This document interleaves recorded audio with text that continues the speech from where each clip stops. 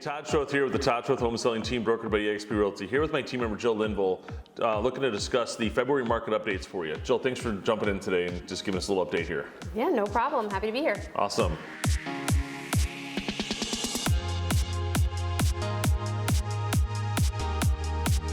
So while you're out there with your buyers right now, Jill, what is the market looking like for them? So the market right now is still very tight inventory. We are less than 1 month's inventory currently. There's about 2,400 homes on the market, give or take. At this time last year, we were at like just over 4,000. So we're kind of almost at half of what we had a year ago. And we thought a year ago things were tough. So, you know, it's only getting tighter. So your buyers that are out there right now, what's the competition that you're seeing with the offers, like the amount of offers on properties? Well, you know, we just did one this weekend in Reunion, and it was, you know, a vacation rental. So, you know, and it was actively being rented too with Airbnb. So, you know, obviously appealing for a lot of investors and that sort of thing. So I just have, you know, regular buyers who want to occupy the property, but we were up against 15 offers. And I mean, we saw it day zero on the market. We put in an offer day zero on the market. We didn't get it, but 15 offers 2 days later, and it's pending. That's common for like a lot of the communities, because you're sitting there with, you know, one property in the market, 15 people still want to buy it, and now we've got to find 14 more properties like that. Correct. And I've got an investor right now who's trying to buy things, and we're like trying to find off-market messaging property managers. Hey, what do you guys? You have anybody who wants to cash out on the upswing right now? We've got people who want to pay retail. They're not looking to pay down. Wakaiva, there was one we had written an offer on, 25 offers. And it was not, and mine was an investor, but it's still that there's 24 other, or let's say 20 regular home buyers that are still trying to buy in that neighborhood. Still trying to get, right. You know, and it sold almost 10% over asking price. Right. With no appraisal going in. So that 425 is now 460 in the community. Right, and we haven't seen, you know, and I haven't seen on mine where they've ended up, and they wouldn't disclose that yet because it's still kind of an active deal. Yeah, I want to track those closings to see what it was, what the difference was, what we should have been at. Yeah, where we should have been, because, or what would have made us more competitive potentially. But yeah, so now there's 14 of us still in the market trying to get one. Trying to buy something. Yeah. So does that mean you would recommend that people don't buy in this market, or what are you recommending to your buyers who are saying, hey, I want to hold off? Well, you know, it's kind of a conversation, you know, that's multifaceted, I guess. Right. But, you know, the first question is, well, what are we holding off for, right? So if we look at the inventory from a year ago to today, like we've already discussed, it's only getting tighter, and the prices are continuing to rise. Interest rates are going up as well, so that, you know, may limit your buying power in the future, should you be, you know, holding off for something like that. But, you know, in general, everything is kind of high, right? You know, we're just reading something this morning that rents are up 30% since last year as well. So, you know, I have a rental that I'm renting for $1,500 for a 2-2. If you add 30% to that, that now becomes $1,950. Yeah. So if you're staying in a rental situation, it's not necessarily going to benefit you, and it's certainly going to slow you down with your ability to save for down payments and that sort of thing to make you a you know, valid buyer. So, you know, depending where you're going next, you know, I would say investing in real estate is always going to be a better choice than renting.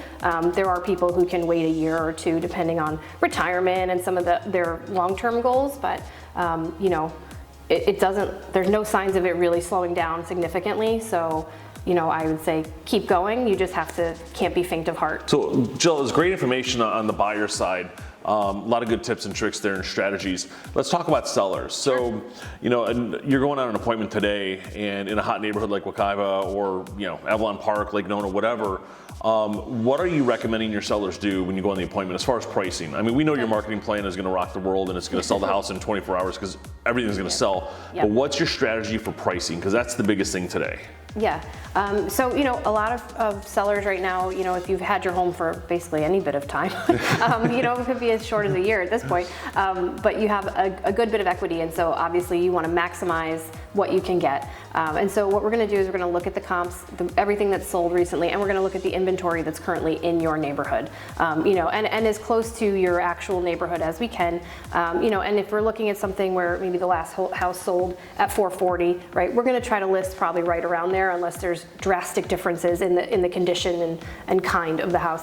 But what you're going to do is you're going to try to list at 440, not jump the gun and list at 460 where we're going to end up, you know, 10, 20,000, 30,000 we're asking. Correct, right? Yeah. And because you want to make sure that it's still a viable sale, right? Yeah. So that when we come to the appraisal, if we're having one, that it does appraise, or that we're able to justify what we're trying to sell. And we want the buyers to be outbidding themselves here. So we don't want to be overreaching and going for 490 and then saying we're 50,000 over what the last sale was, and how are we going to justify that because that last sale was 3 weeks ago, right? Like that's not really realistic. So we want to make sure that we're kind of right in that sweet spot, so that you get enough attention, you get enough traction, and frankly, as a seller, you maybe not everybody wants it, but you want 15 offers. You want to look at who's doing this, and then because it gives you a lot of different creative buyer side that come in and say we'll pay this, or we'll pay that, or we'll help with this, and they're trying to